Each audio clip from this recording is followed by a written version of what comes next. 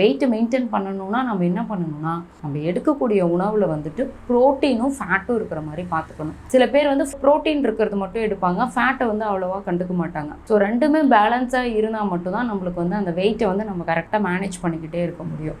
அதே மாதிரி இனிஷியலாக நம்ம வந்து கார்ப்ஸை வந்து ரொம்ப கட் பண்ணிடுவோம். அப்போ கார்போஹைட்ரேட் அதிகமாக இருக்கிறது என்னன்னு சொல்லி பார்த்தோம்னா சர்க்கரை, இந்த பேக்கெட் ஐட்டம்ஸு, அரிசி, கோதுமை, இதெல்லாம் நம்ம ரொம்ப அதிகமான கார்பாக இருக்கும். இதை வந்து நம்ம தவிர்த்துட்டு வெயிட்டை குறைச்சிருப்போம்.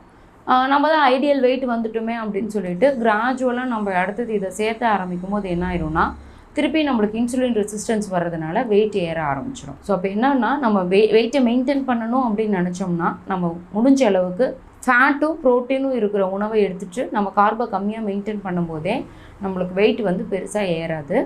ஸோ இது கூட ஒரு மாடரேட்டான எக்ஸசைஸ் நம்ம செய்யும்போது ஐடியல் வெயிட்டை நம்ம ஈஸியாக மேனேஜ் பண்ணிடலாம்.